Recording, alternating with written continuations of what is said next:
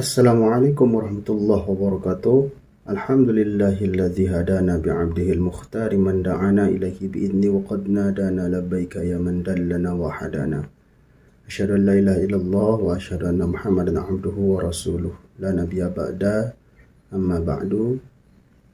Sahabat beriman yang dirahmati Allah Subhanahu wa taala, alhamdulillah kita bisa berjumpa kembali pada channel ini, dan pada kesempatan kali ini marilah kita dengarkan kajian tausiah yang sangat luar biasa yang akan disampaikan oleh guru kita Al-Maghfurullah Kiai Haji Zainuddin MZ. Beliau dikenal dengan dai sejuta umat. Penasaran seperti apa isi daripada kajian beliau? Mari kita simak bersama. Selamat mendengarkan. Assalamualaikum warahmatullahi wabarakatuh. Kita tahu Islam adalah agama damai. Sesuai dengan namanya, ia tidak dikembangkan dengan pedang dan kekerasan. Ia dikembangkan dengan keteladanan dan tuntunan moral. Oleh karena Islam bukan agama kekerasan, Islam pun tidak mementingkan dan mengajarkan kekerasan kecuali dengan alasan yang benar dan bisa dipertanggungjawabkan. Membunuh dengan sengaja, menghilangkan nyawa orang lain tanpa alasan yang bisa dibenarkan adalah merupakan dosa besar dan satu di antara 7 perkara yang bisa mendatangkan kerusakan dalam kehidupan dan yang hendaknya harus kita jauhi. Saudara-saudara kaum muslimin rahimakumullah, beberapa waktu yang lalu di sebuah kota kecil yang indah bernama New Auckland. Saudara tahu New Auckland? Tuh dari Gunung Kidul masih ngidul lagi. Pernah diadakan satu seminar yang membicarakan bagaimana menyelamatkan masyarakat manusia dari bahaya Perang Dunia Ketiga. Diperkirakan kalau terjadi Perang Dunia Ketiga, manusia tidak akan tersisa. Sebab apa?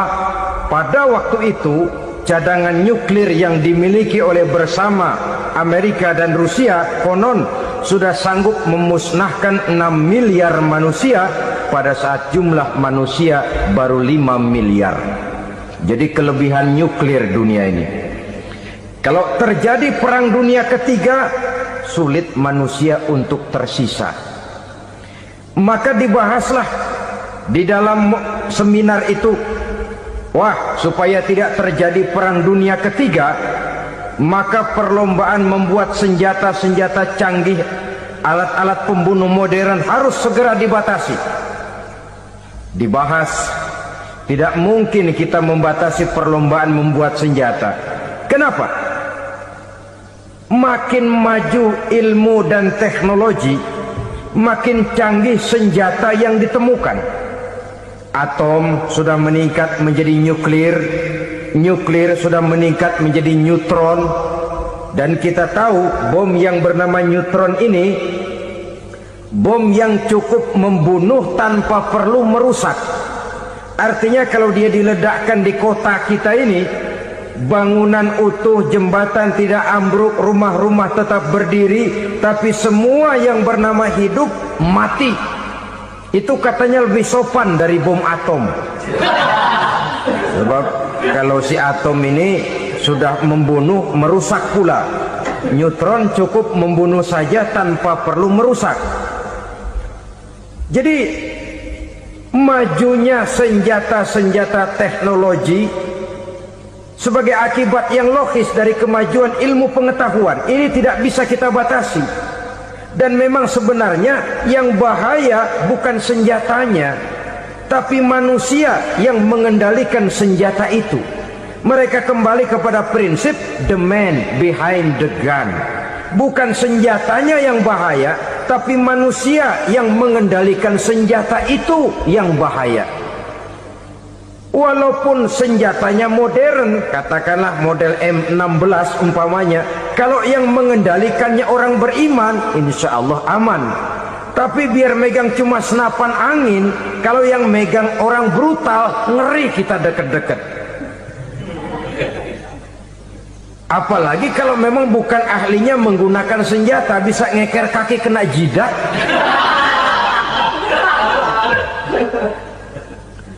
Mereka kembali kepada prinsip lama yang tetap baru. Bukan senjatanya yang harus dibatasi, manusia yang mengendalikan senjata itu yang perlu dibicarakan. Nah, kalau begitu, agar manusia tidak mempergunakan senjata sewenang-wenang, apa yang harus kita lakukan?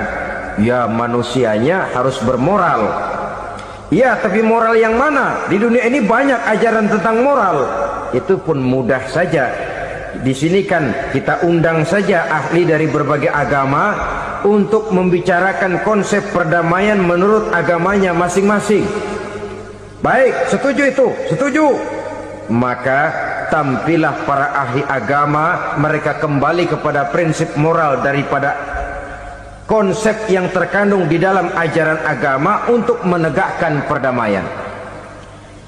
Mula-mula naiklah ahli dari agama Hindu, dibacakan konsep perdamaian menurut ajaran agama Hindu, bahwa untuk damai manusia harus meninggalkan nafsu keduniaannya, menempuh samsara dan sebagainya untuk mencapai nirwana, menjauhi kemegahan dan kemewahan dunia. Ini lalu dibahas, rasanya juga tidak mungkin ini. Kemudian dari agama Nasrani, bahwa untuk damai manusia harus menciptakan sifat kasih sayang. Kalau ditampar pipi kiri, berikan pipi yang kanan. Kalau diberikan selendang, berikan baju. Nanti orang kasihan, lalu dia tidak akan nampar lagi. Ketika ini dibahas, ternyata rasanya pun tidak mungkin bisa diterima. Karena apa? Di zaman sekarang orang ditampar pipi kiri, dikasih pipi kanan. Bukan kasihan, gemes. Damai belum tentu, bonyok udah jelas. Lalu ketika dibacakan konsep perdamaian menurut Quran, di mana disampaikan ayat wa jazaa'u sayyi'atin sayyi'atun misluha faman afa wa aslaha fa ajruhu 'ala Allah. Balasan terhadap satu kejahatan adalah kejahatan yang seimbang, tetapi barang siapa yang memberi maaf dan mencari jalan damai, itulah yang terbaik dan akan mendapat pahala dari Allah Subhanahu wa ta'ala. Kamu tidak salah ditampar pipi kirimu, tampar lagi pipi kirinya sekeras dia menampar pipi kirimu. Nanti orang tidak mau menampar kita karena dia tahu kalau dia tampar kita, dia akan menderita tamparan sekeras dia menampar kita. Akan terjadilah prinsip saling hormat menghormati, tidak saling ganggu, tidak saling usil, tidak saling jahil. Atas dasar ini perdamaian bisa ditegakkan. Mereka bisa menerima konsep ini, tapi kemudian seminar ditutup tanpa satu keputusan resmi. Kenapa? Terus terang mereka kagum dengan konsep Islam, tapi sentimen lama terhadap nilai-nilai Islam telah menutup mata mereka untuk menerima kebenaran dari ajaran Al-Quranul Karim. Saudara-saudara kaum muslimin rahimakumullah, kembali kita kepada persoalan pokok. Roh adalah dari Allah, dia akan kembali kepada Allah, milik mutlak dari Allah. Tidak pantas kita merampasnya dari orang lain. Tidak wajar kita menghilangkannya tanpa alasan yang dibenarkan oleh agama. Di zaman sekarang, akibat persaingan hidup yang makin tajam, lapangan kerja yang makin sulit, tensi ekonomi yang makin tinggi, atau karena nilai moral yang makin rendah, atau juga karena rapuhnya pegangan orang kepada agama, nyawa rasanya sudah sedemikian murahnya. Berbagai kasus membuat berdiri bulu roma kita. Ada mayit, ada manusia dipotong 6, dicincang macam kambing.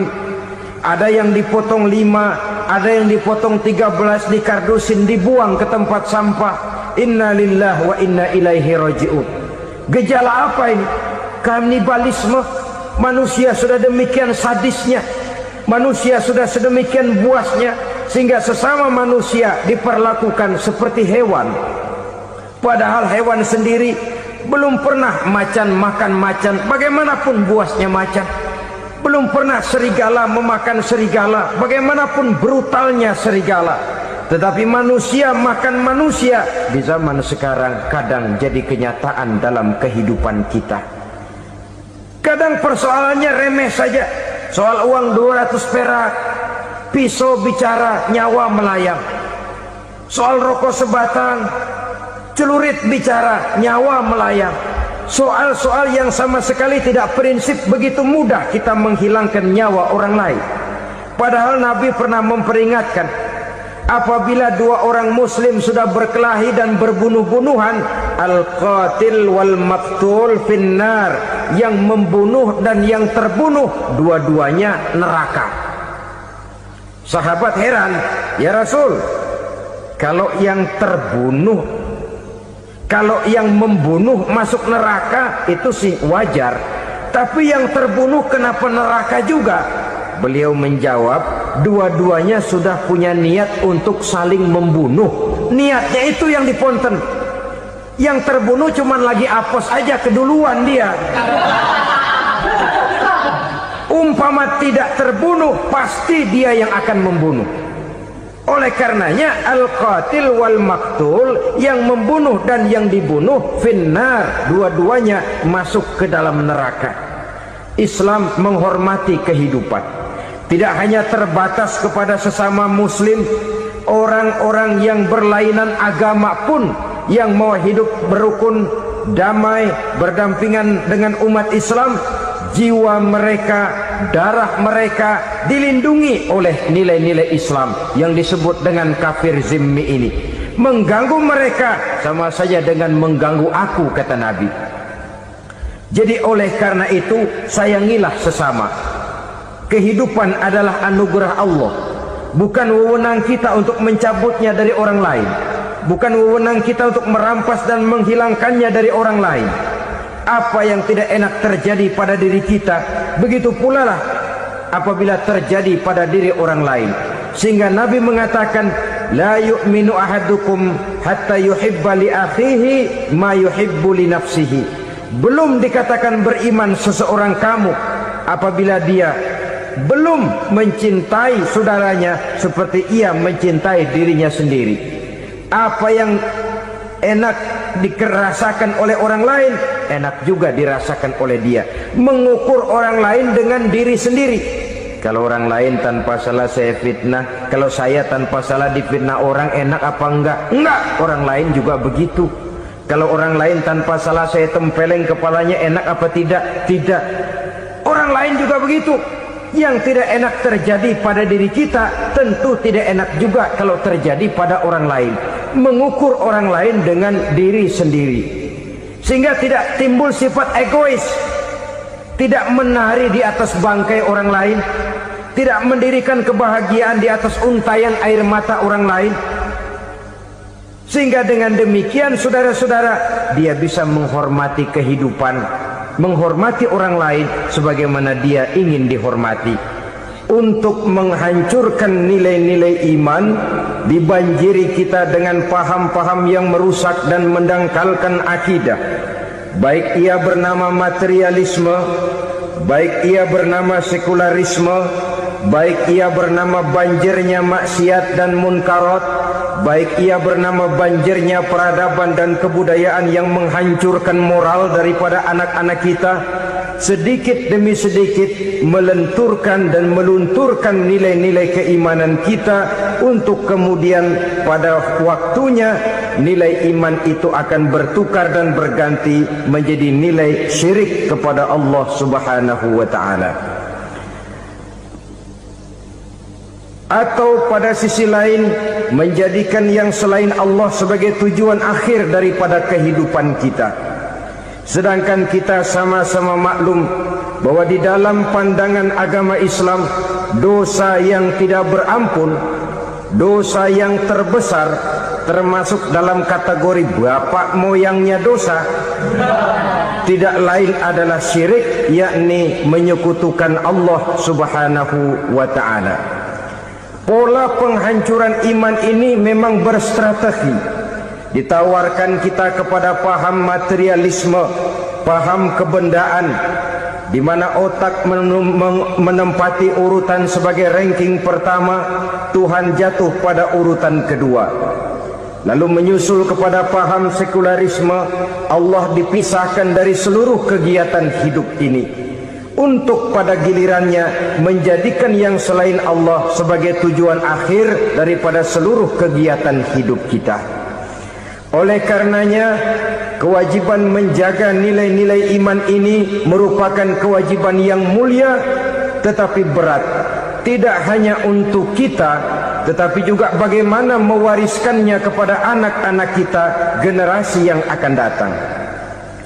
Orang-orang tua bijaksana yang diceritakan di dalam Al-Quran, kalau sudah berpikir tentang anak-anaknya, pertanyaan yang paling mereka risaukan ialah ma ta'buduna min ba'di.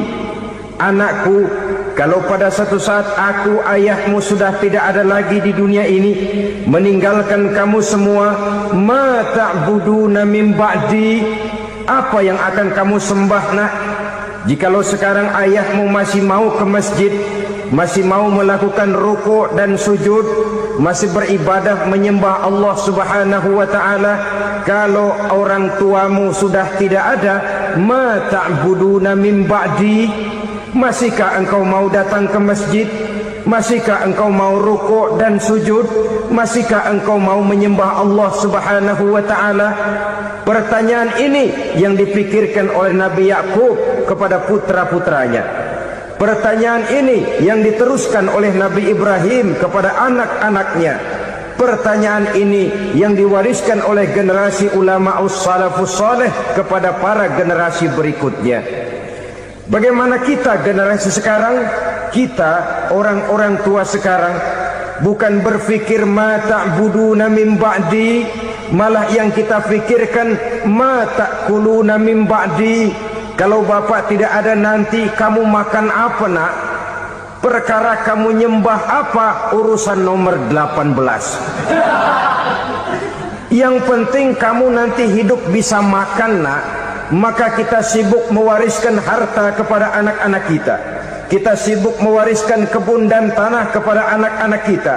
Kita sibuk mewariskan pabrik kepada anak-anak kita, sementara kita lupa mewariskan intan yang paling mahal, mewariskan mutiara yang paling berharga, yaitu nilai iman kepada Allah Subhanahu wa ta'ala. Alangkah baiknya apabila warisan harta, warisan tanah dan kebun, warisan rumah dan pabrik didasari lebih dahulu dengan mewariskan nilai iman kepada Allah Subhanahu wa ta'ala. Sebagai orang-orang tua, kita boleh bersedih kalau anak kita tidak mengerti komputer. Kita boleh bersedih kalau anak kita tidak mengerti matematika. Kita boleh bersedih kalau anak kita tidak mengerti bahasa Inggris. Tapi sewajarnya lebih bersedihlah kita orang tua jikalau mempunyai anak yang tidak kenal Allah sebagai Tuhannya, yang kemudian tidak mau rukuk dan sujud kepada Allah Tuhannya. Itulah kemalangan yang paling malang bila kita meninggalkan generasi yang tidak bertauhid kepada Allah Subhanahu wa ta'ala. Betapapun anak kita tidak ngerti komputer, saudara, paling-paling kerugiannya cuma kerugian dunia. Masuk dia ke alam barzakh, munkar nakir tidak akan sempat tanya kau belajar komputer apa tidak.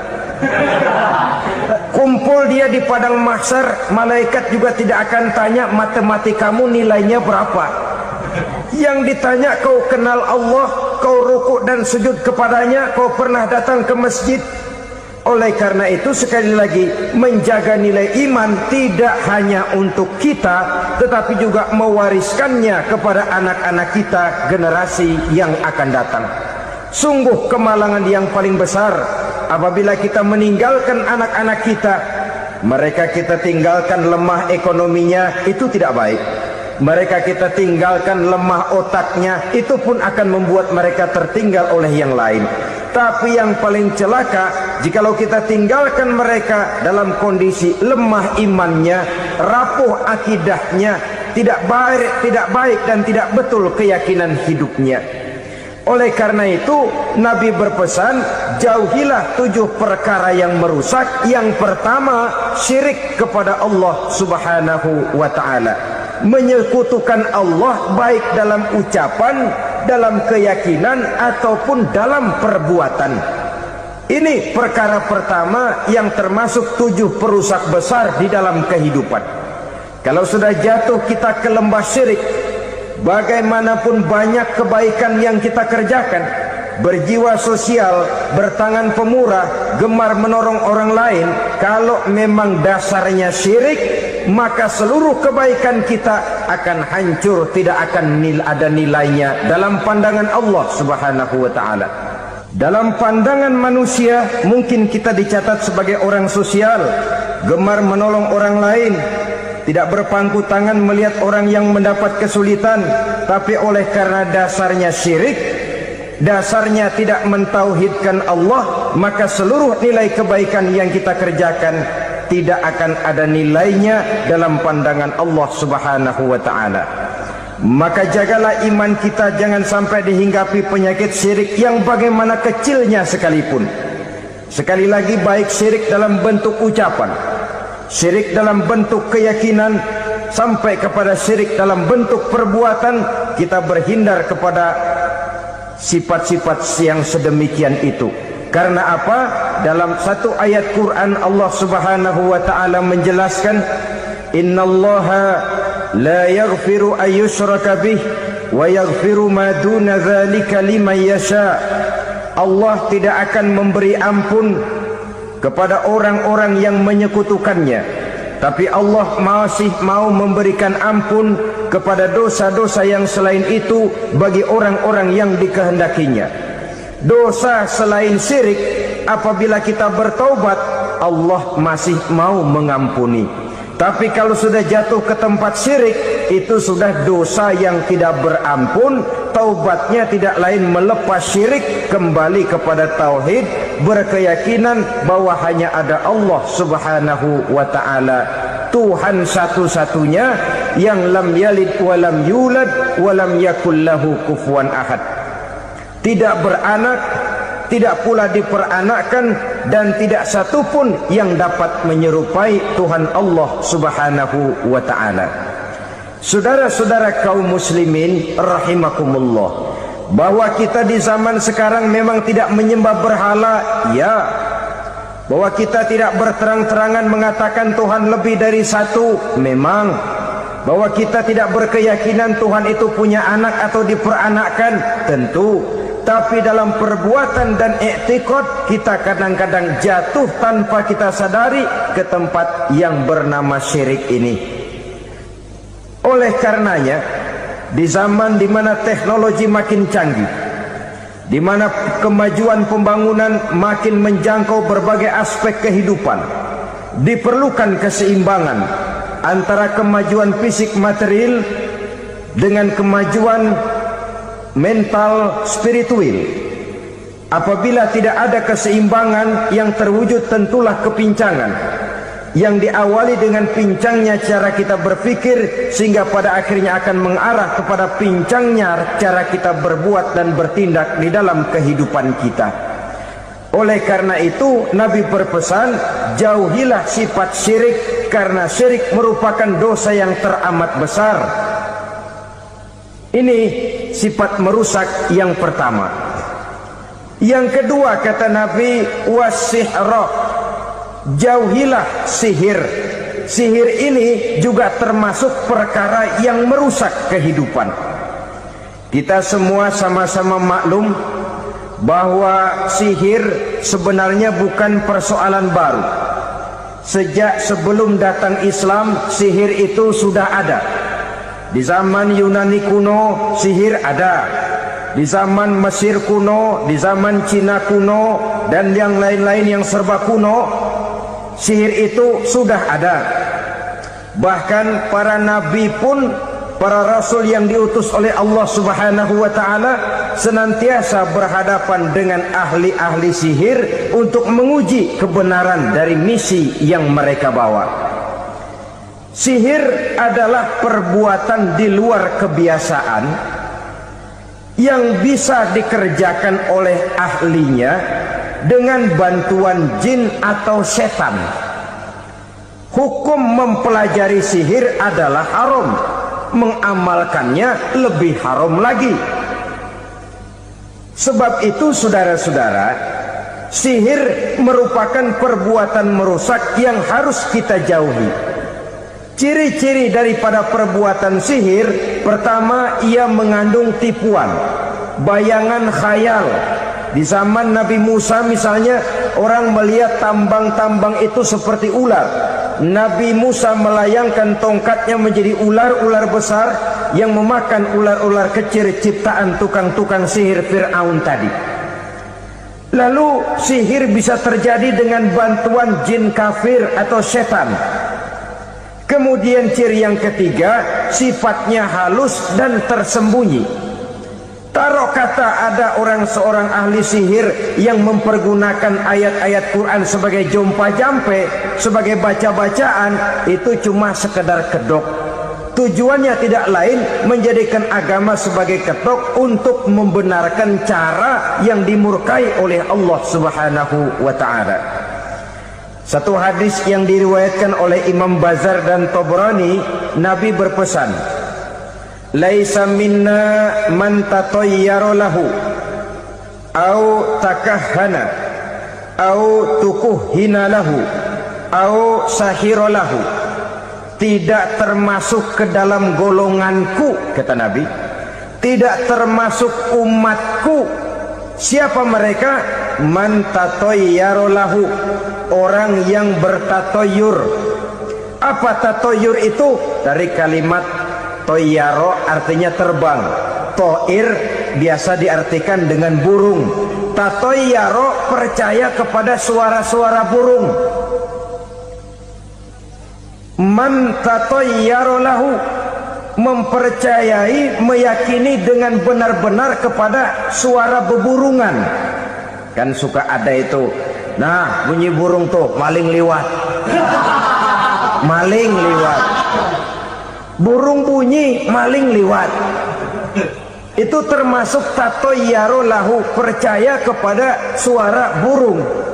Kan aneh kalau suara orang nggak dipercaya, suara burung malah dipercaya. Ada ustadz ceramah, kiai ngaji, nggak mau didengerin, burung dengerin bener. Nah, suaranya dari sebelah mana? Belah kulon. Nah, itu tandanya ano. Habis dihitung-hitung. Itu termasuk tatoyaro lahu.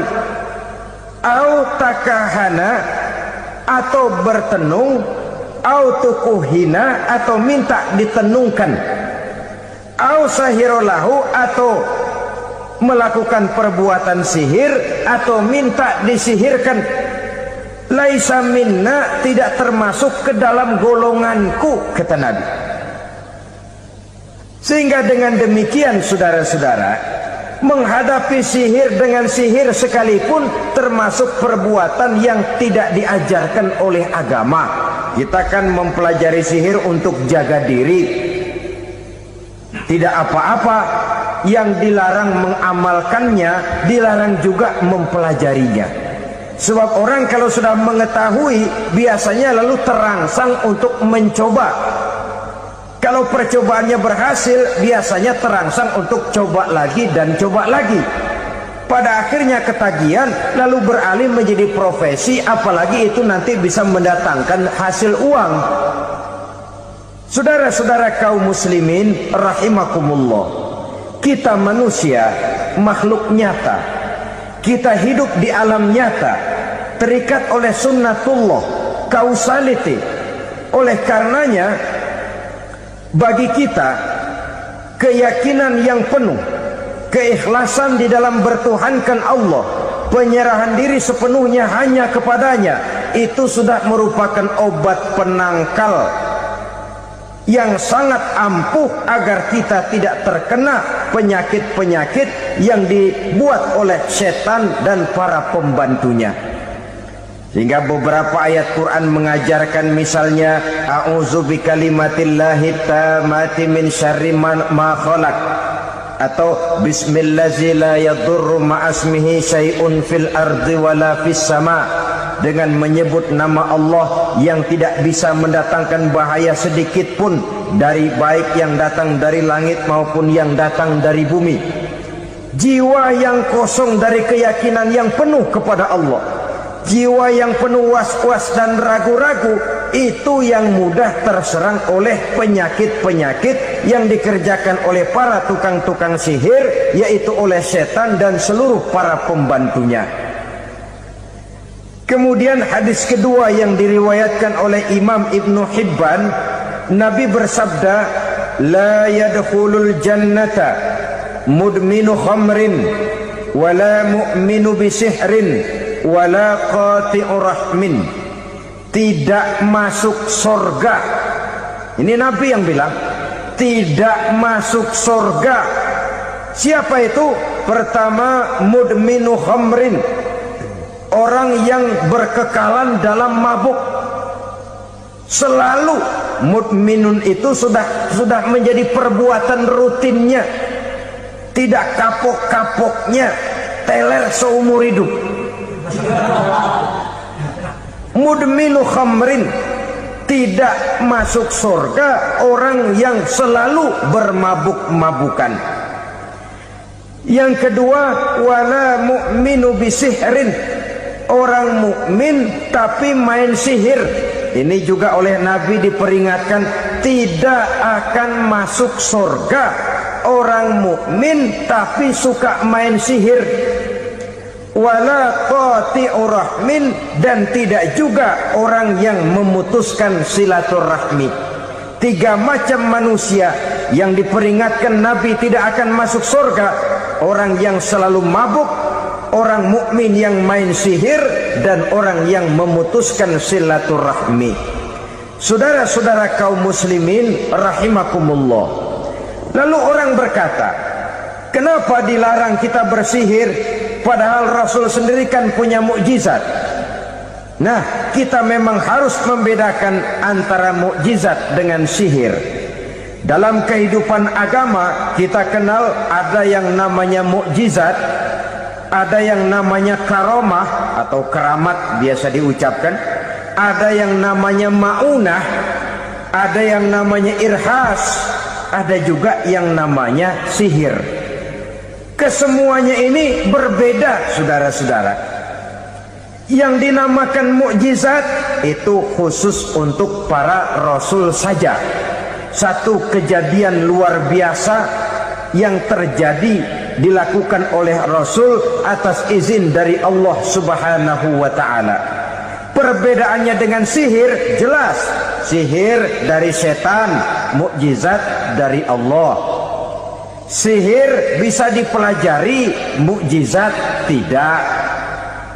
Sihir umumnya untuk maksud-maksud yang tidak baik, sedangkan mukjizat untuk memperkuat kebenaran yang disampaikan oleh para rasul dan ditentang oleh umatnya. Bahkan kafir Quraisy dahulu menganggap orang-orang ahli sihir itu berada dalam satu posisi yang hina, sehingga mereka mengatakan dan menuduh Nabi Muhammad sebagai tukang sihir. Tuduhan sebagai tukang sihir adalah tuduhan yang sangat aib dan hina. Di tengah masyarakat kufar jahiliyah, kedudukan tukang sihir dipandang sebagai kedudukan yang hina, sehingga mereka mengejek Nabi dengan sebutan tukang sihir. Jadi mukjizat hanya untuk Rasul saja. Kemudian karomah. Karomah ini asal kata dari karoma, kehormatan, kemuliaan yang diberikan Allah kepada hamba-hambanya yang rajin mendekatkan diri kepadanya. Oleh karena ketekunannya melaksanakan ibadah, Allah memberikan keistimewaan kepada orang itu, yang dengan keistimewaannya dia bisa mengerjakan yang tidak bisa dikerjakan oleh orang lain. Karomah hanya bisa dicapai dengan prestasi ibadah. Kalau sihir, mau ibadah apa enggak, asal dia belajar, bersatu dan berteman dengan setan, memenuhi persyaratan-persyaratan setan, biasanya lalu bisa. Sedangkan karomah tidak mungkin terwujud tanpa orang mendekatkan diri sedekat-dekatnya kepada Allah Subhanahu wa ta'ala. Maka kita lihat biasanya orang-orang yang punya ilmu sihir mukanya rata-rata nggak enak dilihat, kumuh, jauh dari air wudhu, jauh dari sujud kepada Allah, malah berteman dengan setan, menjadi pelayan-pelayannya setan. Saudara-saudara, adapun maunah, keistimewaan yang diberikan Allah kepada hamba-hambanya yang belum sampai kepada tingkat wali, tapi orang itu lebih banyak kebaikannya daripada kesalahannya. Umpamanya, saudara jalan bertiga di pinggir jalan, saudara ada pada posisi di tengah, lalu bertiga ini ketabrak mobil. Menurut perhitungan saudara mati lebih dahulu, tapi terjadi hal yang aneh, dua teman saudara mati, saudara malah cuma luka dan lecet sedikit saja. Apa itu? Kalau kita lebih banyak kebaikannya daripada kesalahannya, itu yang dinamakan maunah, pertolongan yang diberikan Allah kepada hamba-hambanya yang lebih banyak kebaikannya daripada kesalahannya. Sedangkan yang dinamakan irhas, kejadian luar biasa pada diri seseorang pada waktu dia masih kecil, yang menunjukkan tanda-tanda keistimewaannya. Itu umumnya pada para nabi pada usia kecilnya sudah ada irhas, tanda-tanda istimewa. Jelas baik mukjizat, karomah, maunah maupun irhas berbeda dengan sihir.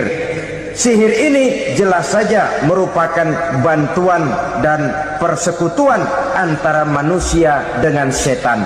Padahal setan, kata Allah dalam Al-Quran, innahu lakum aduwwum mubin, sesungguhnya setan bagi kamu adalah musuh yang sangat jelas. Saudara-saudara kaum muslimin rahimakumullah, di zaman sekarang dalam menghadapi beban kehidupan yang makin pelik, menghadapi stres yang tidak kunjung selesai, menghadapi persoalan-persoalan yang teramat berat, orang sering mencari jalan keluar kepada hal-hal yang menurut pendapatnya bisa meringankan beban moralnya itu. Pergilah dia mencari sesuatu yang dapat meringankan bebannya. Dan tidak jarang yang jatuh ke pangkuan tukang-tukang tenung, ke pangkuan tukang-tukang sihir, yang mereka itu oleh Quran dijelaskan kadzabal munajjimun walau sodaku. Tukang-tukang tenung, tukang-tukang sihir, mereka itu bohong walaupun benar. Maksudnya bohong walaupun benar, artinya kalau yang mereka kerjakan benar, itu sih kebenaran. Benar dengan kebenaran itu lain. Kebenaran, kebetulan bisa, tapi tidak untuk selalu. Apalagi kalau itu sudah membahayakan kehidupan orang lain. Jadi oleh karena itu Nabi berpesan, jauhilah daripada sihir. Kalau sudah jauhilah dari sihir, artinya ya jauhilah daripada mempelajarinya, jauhilah daripada bergaul dengan orang-orang yang ahli di bidang itu, karena dari pergaulan segalanya bisa menular. Baiklah saudara, ini yang kedua. Yang ketiga pesan Nabi, wa qatlan nafsil lati harramallahu illa bil haqq, membunuh orang lain dengan cara yang tidak benar, membunuh orang yang diharamkan oleh Allah Subhanahu wa taala untuk melakukannya kecuali dengan alasan yang benar. Kita tahu Islam adalah agama damai. Sesuai dengan namanya, ia tidak dikembangkan dengan pedang dan kekerasan. Ia dikembangkan dengan keteladanan dan tuntunan moral. Oleh karena Islam bukan agama kekerasan, Islam pun tidak mementingkan dan mengajarkan kekerasan kecuali dengan alasan yang benar dan bisa dipertanggungjawabkan. Membunuh dengan sengaja, menghilangkan nyawa orang lain tanpa alasan yang bisa dibenarkan adalah merupakan dosa besar dan satu di antara 7 perkara yang bisa mendatangkan kerusakan dalam kehidupan dan yang hendaknya harus kita jauhi. Saudara-saudara kaum muslimin, rahimakumullah, beberapa waktu yang lalu di sebuah kota kecil yang indah bernama New Auckland. Saudara tahu New Auckland? Tuh dari Gunung Kidul masih ngidul lagi. Pernah diadakan satu seminar yang membicarakan bagaimana menyelamatkan masyarakat manusia dari bahaya Perang Dunia Ketiga. Diperkirakan kalau terjadi Perang Dunia Ketiga, manusia tidak akan tersisa. Sebab apa? Pada waktu itu cadangan nuklir yang dimiliki oleh bersama Amerika dan Rusia konon sudah sanggup memusnahkan 6 miliar manusia pada saat jumlah manusia baru 5 miliar. Jadi kelebihan nuklir dunia ini. Kalau terjadi Perang Dunia Ketiga, sulit manusia untuk tersisa. Maka dibahaslah di dalam seminar itu, wah, supaya tidak terjadi Perang Dunia Ketiga, maka perlombaan membuat senjata-senjata canggih, alat-alat pembunuh modern harus segera dibatasi. Dibahas, tidak mungkin kita membatasi perlombaan membuat senjata. Kenapa? Makin maju ilmu dan teknologi, makin canggih senjata yang ditemukan. Atom sudah meningkat menjadi nuklir, nuklir sudah meningkat menjadi neutron, dan kita tahu bom yang bernama neutron ini bom yang cukup membunuh tanpa perlu merusak. Artinya kalau dia diledakkan di kota kita ini, bangunan utuh, jembatan tidak ambruk, rumah-rumah tetap berdiri, tapi semua yang bernama hidup mati. Itu katanya lebih sopan dari bom atom. Sebab kalau si atom ini sudah membunuh, merusak pula. Neutron cukup membunuh saja tanpa perlu merusak. Jadi majunya senjata-senjata teknologi sebagai akibat yang logis dari kemajuan ilmu pengetahuan ini tidak bisa kita batasi. Dan memang sebenarnya yang bahaya bukan senjatanya, tapi manusia yang mengendalikan senjata itu. Mereka kembali kepada prinsip the man behind the gun. Bukan senjatanya yang bahaya, tapi manusia yang mengendalikan senjata itu yang bahaya. Walaupun senjatanya modern, katakanlah model M16 umpamanya, kalau yang mengendalikannya orang beriman, insya Allah aman. Tapi biar megang cuma senapan angin, kalau yang megang orang brutal, ngeri kita deket-deket. Apalagi kalau memang bukan ahlinya menggunakan senjata, bisa ngeker kaki kena jidat.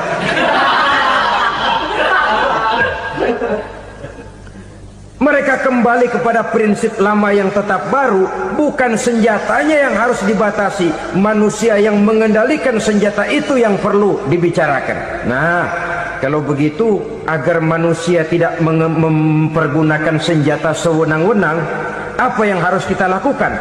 Ya, manusianya harus bermoral.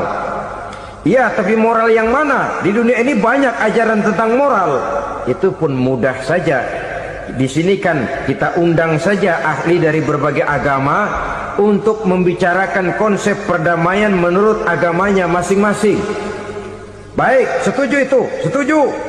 Maka tampillah para ahli agama, mereka kembali kepada prinsip moral daripada konsep yang terkandung di dalam ajaran agama untuk menegakkan perdamaian. Mula-mula naiklah ahli dari agama Hindu. Dibacakan konsep perdamaian menurut ajaran agama Hindu, bahwa untuk damai manusia harus meninggalkan nafsu keduniaannya, menempuh samsara dan sebagainya untuk mencapai nirwana, menjauhi kemegahan dan kemewahan dunia. Ini lalu dibahas, rasanya juga tidak mungkin ini. Kemudian dari agama Nasrani, bahwa untuk damai manusia harus menciptakan sifat kasih sayang. Kalau ditampar pipi kiri, berikan pipi yang kanan. Kalau diberikan selendang, berikan baju. Nanti orang kasihan, lalu dia tidak akan nampar lagi. Ketika ini dibahas, ternyata rasanya pun tidak mungkin bisa diterima. Karena apa? Di zaman sekarang orang ditampar pipi kiri, dikasih pipi kanan. Bukan kasihan, gemes. Damai belum tentu, bonyok udah jelas. Lalu ketika dibacakan konsep perdamaian menurut Quran, di mana disampaikan ayat wa jazaa'u sayyi'atin sayyi'atun misluha faman afa wa aslaha fa ajruhu 'ala Allah. Balasan terhadap satu kejahatan adalah kejahatan yang seimbang. Tetapi barang siapa yang memberi maaf dan mencari jalan damai, itulah yang terbaik dan akan mendapat pahala dari Allah Subhanahu wa ta'ala. Kamu tidak salah ditampar pipi kirimu, tampar lagi pipi kirinya sekeras dia menampar pipi kirimu. Nanti orang tidak mau menampar kita karena dia tahu kalau dia tampar kita, dia akan menderita tamparan sekeras dia menampar kita. Akan terjadilah prinsip saling hormat menghormati, tidak saling ganggu, tidak saling usil, tidak saling jahil. Atas dasar ini perdamaian bisa ditegakkan. Mereka bisa menerima konsep ini, tapi kemudian seminar ditutup tanpa satu keputusan resmi. Kenapa? Terus terang mereka kagum dengan konsep Islam, tapi sentimen lama terhadap nilai-nilai Islam telah menutup mata mereka untuk menerima kebenaran dari ajaran Al-Quranul Karim. Subhanallah, sangat luar biasa kajian yang sudah disampaikan oleh beliau, guru kita Al-Maghfurullah Kiai Haji Zainuddin MZ. Sahabat beriman yang dirahmati Allah Subhanahu wa ta'ala, jangan beranjak dulu karena kajian beliau belum selesai dan masih banyak hal-hal menarik yang akan disampaikan oleh beliau. Selamat mendengarkan. Saudara-saudara kaum muslimin rahimakumullah, kembali kita kepada persoalan pokok. Roh adalah dari Allah. Dia akan kembali kepada Allah, milik mutlak dari Allah. Tidak pantas kita merampasnya dari orang lain. Tidak wajar kita menghilangkannya tanpa alasan yang dibenarkan oleh agama. Di zaman sekarang, akibat persaingan hidup yang makin tajam, lapangan kerja yang makin sulit, tensi ekonomi yang makin tinggi, atau karena nilai moral yang makin rendah, atau juga karena rapuhnya pegangan orang kepada agama, nyawa rasanya sudah sedemikian murahnya. Berbagai kasus membuat berdiri bulu roma kita. Ada mayit, ada manusia dipotong 6, dicincang macam kambing. Ada yang dipotong 5, ada yang dipotong 13, dikardusin, dibuang ke tempat sampah. Inna lillahi wa inna ilaihi raji'un. Gejala apa ini? Kanibalisme. Manusia sudah demikian sadisnya, manusia sudah sedemikian buasnya, sehingga sesama manusia diperlakukan seperti hewan. Padahal hewan sendiri belum pernah macan makan macan, bagaimanapun buasnya macan. Belum pernah serigala memakan serigala, bagaimanapun brutalnya serigala. Tetapi manusia makan manusia di zaman sekarang kadang jadi kenyataan dalam kehidupan kita. Kadang persoalannya remeh saja, soal uang 200 perak, pisau bicara, nyawa melayang. Soal rokok sebatang, celurit bicara, nyawa melayang. Soal-soal yang sama sekali tidak prinsip, begitu mudah kita menghilangkan nyawa orang lain. Padahal Nabi pernah memperingatkan, apabila dua orang muslim sudah berkelahi dan berbunuh-bunuhan, al-qatil wal maqtul finnar, yang membunuh dan yang terbunuh dua-duanya neraka. Sahabat heran, ya Rasul, kalau yang terbunuh, kalau yang membunuh masuk neraka itu sih wajar, tapi yang terbunuh kenapa neraka juga? Beliau menjawab, dua-duanya sudah punya niat untuk saling membunuh. Niatnya itu yang diponten. Yang terbunuh cuman lagi apos aja, keduluan dia. Umpama tidak terbunuh, pasti dia yang akan membunuh. Oleh karenanya al-qatil wal maktul, yang membunuh dan yang dibunuh finnar, dua-duanya masuk ke dalam neraka. Islam menghormati kehidupan. Tidak hanya terbatas kepada sesama muslim, orang-orang yang berlainan agama pun yang mau hidup berukun, damai, berdampingan dengan umat Islam, jiwa mereka, darah mereka dilindungi oleh nilai-nilai Islam yang disebut dengan kafir zimmi ini. Mengganggu mereka sama saja dengan mengganggu aku, kata Nabi. Jadi oleh karena itu, sayangilah sesama. Kehidupan adalah anugerah Allah, bukan wewenang kita untuk mencabutnya dari orang lain, bukan wewenang kita untuk merampas dan menghilangkannya dari orang lain. Apa yang tidak enak terjadi pada diri kita, begitu pula lah apabila terjadi pada diri orang lain. Sehingga Nabi mengatakan, la yu'minu ahadukum hatta yuhibba li akhihi ma yuhibbu li nafsihi. Belum dikatakan beriman seseorang kamu apabila dia belum mencintai saudaranya seperti ia mencintai dirinya sendiri. Apa yang enak dirasakan oleh orang lain, enak juga dirasakan oleh dia. Mengukur orang lain dengan diri sendiri. Kalau orang lain tanpa salah saya fitnah, kalau saya tanpa salah difitnah orang, enak apa enggak? Enggak, orang lain juga begitu. Kalau orang lain tanpa salah saya tempeleng kepalanya, enak apa tidak? Tidak. Orang lain juga begitu. Yang tidak enak terjadi pada diri kita, tentu tidak enak juga kalau terjadi pada orang lain. Mengukur orang lain dengan diri sendiri, sehingga tidak timbul sifat egois, tidak menari di atas bangkai orang lain, tidak mendirikan kebahagiaan di atas untayan air mata orang lain. Sehingga dengan demikian, saudara-saudara, dia bisa menghormati kehidupan, menghormati orang lain sebagaimana dia ingin dihormati. Inilah perbuatan ketiga yang merusak, membunuh orang lain dengan yang diharamkan Allah tanpa alasan yang benar. Yang ketiga. Kemudian yang keempat, perbuatan merusak wa aklar riba, makan riba. Hidup adalah tolong menolong. Bahasa kerennya take and give katanya. Saling memberi dan saling menerima.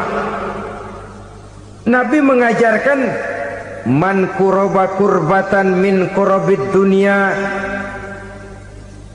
karaballahu lahu kurbatan min kurabi yaumal qiyamah. Wallahu fi aunil abdi madamal abdu fi auni akhihi.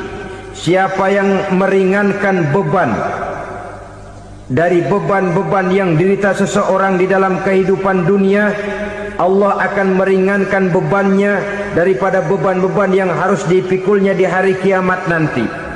Wallahu fi aunil abdi madamal abdu fi auni akhihi. Allah senantiasa akan menolong seorang hamba selama hamba itu masih mau menolong saudaranya. Allah selalu akan menolong seorang hamba selama hamba itu masih mau menolong saudaranya. Apabila kita sudah berpangku tangan terhadap kesulitan orang lain, biasanya pun pada saat kita mendapat kesulitan, kita akan sulit juga memperoleh pertolongan. Nah, riba alias renten, kedoknya adalah menolong orang, tapi sama juga bulu buntutnya dilepas, palanya dicekek. Menolong orang pada akhirnya menjadi beban bagi seseorang. Dan memang mencari orang-orang yang berada dalam posisi kesulitan, biasanya di daerah-daerah di mana musim paceklik, jadi lapangan kerja sulit, sedangkan urusan perut tidak bisa ditunda. Akhirnya orang terjebak ke dalam rentenir, ke dalam riba, ke dalam renten. Bunga berbunga, sehingga satu saat jumlah bunganya bisa lebih besar dari jumlah pinjaman pokoknya. Kemudian kalau juga ternyata tidak bisa dibayar, rumah jadi taruhan. Memang rumah satu-satunya, begitu rumah ditarik mulain camping. Bukankah pada akhirnya akan mewariskan kesengsaraan? Oleh karena itu, kepada kita berusahalah jangan berhubungan dengan rentenir, jangan makan renten dan riba. Kepada mereka yang melaksanakan riba, walaupun mendatangkan keuntungan materi, tapi percayalah harta yang didapat dengan jalan riba tidak akan membawa keberkahan. Manakala tidak membawa keberkahan, dia tidak akan mendatangkan ketenangan di dalam kehidupan kita. Oleh karenanya, memakan harta riba termasuk perbuatan yang merusak sendi-sendi kehidupan sosial, merusak kehidupan orang lain, merusak kehidupan masyarakat, tetangga, pergaulan, dan sebagainya. Yang kelima, wa akla malil yatim, memakan harta anak yatim dengan cara yang zalim. Nih, memang lezat. Anak yatim itu nggak tahu urusan apa-apa. Kita diamanahkan untuk mengurusinya.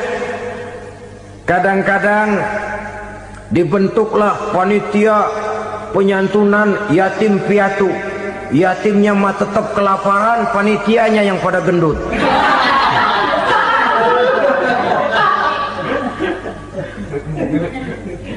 Padahal memakan harta anak yatim termasuk perbuatan dosa besar, dan menjantuni yatim merupakan perbuatan mulia. Nabi mengatakan, ana wa kafilul yatim kahataini yaumal qiyamah. Aku dan orang-orang yang menyantuni anak yatim seperti dua jari ini pada hari kiamat nanti. Dekat sekali. Jikalau ingin di hari akhir nanti dekat dengan Rasul, bersahabatlah dengan anak-anak yatim. Jadilah pengurus anak-anak yatim. Bangunlah panti-panti asuhan yatim. Pada saat bapak ibunya meninggal, kitalah yang menjadi orang tuanya. Bahkan sedemikian besar perhatian Islam terhadap anak-anak yatim ini, sehingga Quran memberikan peringatan, ara'aital ladzi yukadzibu bid-din fadzalikal ladzi yad'ul yatim wa la yahuddu ala ta'amil miskin. Tahukah kamu siapa orang yang mendustakan agama, beragama tapi dianggap dusta, solatnya dusta, puasanya dusta karena agamanya sudah berdusta? Siapa mereka? Fadzalikal ladzi yad'ul yatim, orang yang menyia-nyiakan anak yatim, wala yahuddu ala ta'amil miskin, dan tidak pernah memberi makan kepada orang-orang yang menderita kemiskinan. Menyia-nyiakan, meninggalkan anak yatim termasuk perbuatan yang divonis kita sebagai orang yang mendustakan agama. Saudara-saudara kaum muslimin rahimakumullah, maka sangat dicela mengeksploitir anak-anak yatim, menjadikan mereka sebagai kedok untuk mencari kekayaan pribadi. Tetapi jikalau ikhlas, ganjarannya sangat besar, nilai pahalanya sangat besar. Menyantuni yatim tidak hanya setahun sekali. Kalau Muharram pakai istilah lebaran yatim, dibentuklah panitia, diberilah beras, uang 45.000 rupiah, alhamdulillah. Tapi jangan lupa, si yatim tidak hidup cuma satu hari. Dia tidak hidup cuma di bulan Muharram saja, dia hidup 12 bulan dalam setahun. Sebagaimana anak-anak yang lain, dia juga berhak punya masa depan. Dia juga berhak menikmati bangku sekolah. Dia berhak mengenyam arti dan makna pendidikan. Dia berhak membekali diri dengan ilmu dan pengetahuan seperti halnya anak-anak yang lain. Maka kita yang diberikan keluasan oleh Allah, ingatlah itu, bersahabatlah dengan anak-anak yatim, santuni mereka. Perkara setahun sekali di bulan Muharram, alhamdulillah, itu bagus, bin Thayyib alias baik. Tapi tentu dan tentu sekali lagi, si yatim tidak hanya hidup di bulan Muharram. Dia hidup 12 bulan dalam setahun, 24 jam di dalam sehari. Oleh karenanya, menyia-nyiakan mereka pada saat posisi kita memang mampu akan memojokkan kita dalam satu posisi di mana kita dianggap sebagai orang yang mendustakan agama, memakan harta anak yatim dengan cara yang zalim. Bapaknya udah meninggal, kebunnya lebar, anaknya dikelecehin. Nah, dah kamu nggak usah pusing, nanti saya yang ngurus. Akhirnya bukan ngurus, nguras. Si yatim mungkin tidak tahu bahwa dia disia-siakan, haknya diambil, miliknya dizolimi. Tapi Allah yang akan membalasnya dengan seadil-adilnya. Maka makan harta anak yatim biasanya balasannya tokcer bin paten.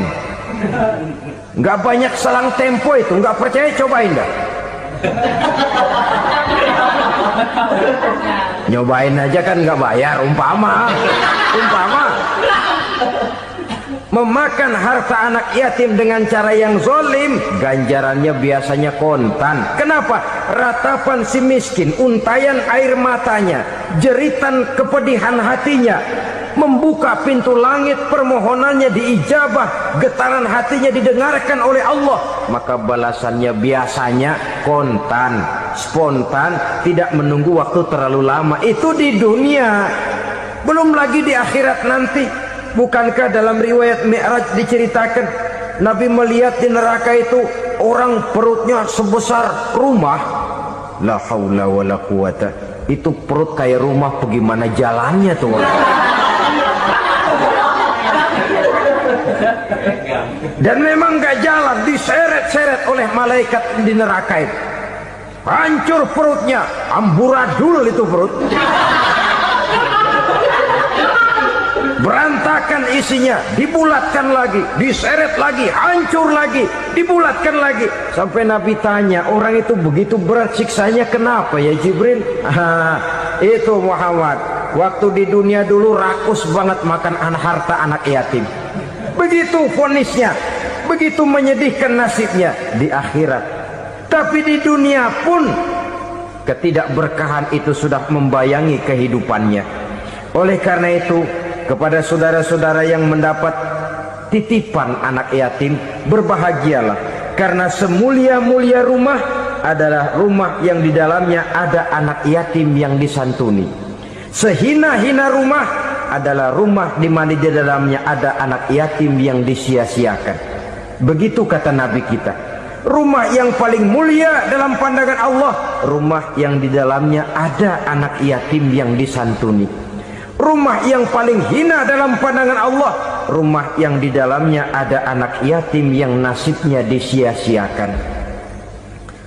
Berbahagialah saudara apabila menjadi penyantun anak-anak yatim, pelindung mereka, sehingga mereka mempunyai masa depan sebagaimana anak-anak lainnya. Rasulullah sendiri sedemikian peka terhadap keadaan anak-anak yatim karena beliau sendiri memang mengalami. Umur 6 bulan dalam kandungan ibu, beliau sudah ditinggalkan oleh ayahnya. Pada saat berusia 6 tahun, ibu sudah meninggal. Yatim piatu dalam usia di mana beliau sedang perlu belas kasih seorang ibu dan pengertian seorang bapak. Kepekaan itu lalu timbul, bahkan kemudian sampai kepada beliau berkata, aku dan orang yang menyantuni anak yatim seperti jari tengah dan jari telunjuk di hari akhirat nanti. Sedemikian dekatnya. Baiklah ya, jadi yang kelima, memakan harta anak yatim. Jauhi, karena ini perbuatan yang merusak. Yang keenam, watawalli yaumaz zahfi, melarikan diri pada hari pertempuran. Apa ini? Khianat, tidak konsekuen dengan konsep perjuangan. Pada mulanya keras benar teriak, berantas korupsi, ganyang korupsi, cuma karena belum dapat giliran. Begitu dia naik dapat kesempatan, korupsinya lebih edan dari yang diteriakinya. Ini termasuk tawalli yaumaz zahfi, berpaling pada hari peperangan. Di saat menghadapi musuh, kalau belum kelihatan musuh, teriaknya nyaring bener. Jangan takut, demi kebenaran sampai titik darah yang paling penghabisan. Musuh belum kelihatan. Begitu musuh sudah kelihatan, paling dulu lari ke belakang. Kalau diajak berjuang ada saja alasannya. Sehingga Quran memberikan peringatan kepada kita semua. Mengapa kamu ini berat? Kalau sudah diajak berjuang di jalan Allah, kakimu seperti terhunjam berakar di perut bumi. berat untuk melangkah berjuang. Lari dari pertempuran tidak konsekuen dengan konsepsi perjuangan. Mau enaknya saja dalam kondisi yang sulit lalu berpangku tangan. Ini termasuk ciri munafik yang di dalam Al-Quran disindir dengan bahasa kullama adha'a lahum masyaufi wa iza azlama alaihim qamu. Waktu terang mereka jalan, giliran gelap mereka mandek. Artinya, maksudnya kalau giliran ada untungnya aja rame-rame teriak Islam, tapi begitu diminta berjuang, dituntut berkorban, rame-rame mundur. Waktu dilihat di Islam ada untungnya, rame-rame teriak Islam. Pak, saya Islam banget, Pak. KTP saya Islam, Pak. Pokoknya Islam banget dah. Tapi ketika diminta berjuang, dituntut sedikit berkorban, rame-rame mengundurkan diri. Tahun 65 PKI berontak. Waduh, waktu itu jadi orang Islam untung itu. Nggak dikejar-kejar, aman. Masjid rame, masjid, mobil-mobil mewah parkir di depan musola dan masjid. Kenapa? Waktu itu asal udah ke masjid aman. Islam selamat, untung. Tapi begitu keadaan aman, yang parkir di musola beda butut melulu.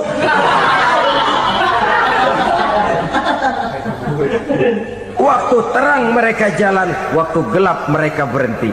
Dikala di Islam ada untungnya, baru wah Islam bagus, Islam hebat. Tapi waktu dilihat ada kerugian, jangan bawa-bawa Islam dah. Jangan bicara soal Islam, ini kan bukan soal agama, bukan soal agama. La haula wala quwata illa billah. Beragama kita ambil talfik fid din, mengambil yang enteng-enteng saja dalam urusan beragama ini. Tidak konsekuen kita dengan Islam kita. Seolah kita mau memilih mana yang terasa cocok sama selera kita, kita teriak Islam. Beratan aja dikit, rame-rame berpaling. Itu termasuk tawalli yaumaz zahfi, para pengkhianat mental-mental hipokrit. Alhamdulillahirabbil alamin. Demikianlah kajian penuh ilmu, hikmah dan manfaat yang sudah disampaikan oleh guru kita Al-Maghfurullah Kiai Haji Zainuddin MZ. Sahabat beriman yang dirahmati Allah Subhanahu wa taala, mari kita doakan beliau mudah-mudahan diberikan ampunan oleh Allah Subhanahu wa taala dan dilapangkan kuburnya.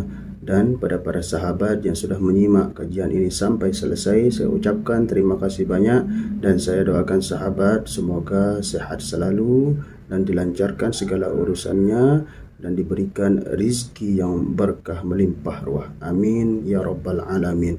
Sampai berjumpa di kajian-kajian berikutnya. Wabillahi taufiq wal hidayah. Assalamualaikum warahmatullahi wabarakatuh. Setelah kita mendengarkan bersama kajian dari guru kita Al-Maghfurullah Kiai Haji Zainuddin MZ, sekarang mari kita lanjutkan aktivitas kita masing-masing. Semoga apa yang sudah disampaikan beliau menjadi ilmu yang bermanfaat dalam kehidupan kita sehari-hari. Selamat beraktivitas kembali buat sahabat semuanya dan sukses selalu. Sampai berjumpa di kajian-kajian berikutnya. Wassalamualaikum warahmatullahi wabarakatuh.